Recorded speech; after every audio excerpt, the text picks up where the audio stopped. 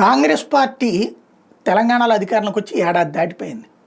ఆంధ్ర అనేది దాదాపు 10 నెలలు, ఇంకొక 6 నెలల ముందు అది 16 నెలలు లెక్క దగ్గరగా కనుక. అలాంటిది 16 నెలల క్రితమే ఒక 6గురికి అదనంగా మంత్రి పదవులు ఇచ్చేసుకుంటే వాళ్ళు ఇప్పటికే మంత్రి పదవుల్లో ఉన్నట్టు ఉండేది కదా. కానీ 6 మంత్రి పదవులు గ్యాప్ ఇచ్చుకుంటూ వచ్చారు. ఇప్పుడు 6 మంత్రి పదవుల కోసం 60 మంది వెయిట్ చేస్తున్నారు. ఎమ్మెల్సీలు ట్రై చేస్తున్నారు, ఎమ్మెల్యేలు ట్రై చేస్తున్నారు. మాల సామాజిక వర్గము అడుగుతోంది, మాదిగ సామాజిక వర్గము అడుగుతోంది. అట్ ద సేమ్ టైం గిరిజనులు అడుగుతున్నారు, రెడ్లు అడుగుతున్నారు, కాపులు అడుగుతున్నారు, కమ్మవారు అడుగుతున్నారు.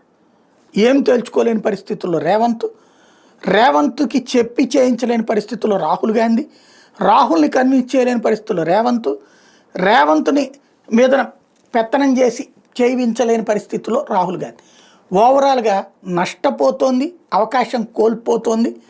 వీళ్ళే ప్రతిసారి రేవంత్ ఢిల్లీ వెళ్ళినప్పుడల్లా మంత్రివర్గ విస్తరణ రావటం, ఆ తర్వాత అక్కడ ఏదో మీటింగులను రావడం, మొన్న ఈ మధ్యన బట్టి విక్రమార్క పిలిచారు, ఉత్తమ్ కుమార్ రెడ్డి పిలిచారు, వీళ్ళందరినీ పిలిచారని ఫైనల్గా వచ్చేటప్పటికి ఇంతవరకు ఏదీ తేలలేదు. అంత కన్ఫ్యూజన్ ఒక్క తెలంగాణనేనా, దేశం అంతానా?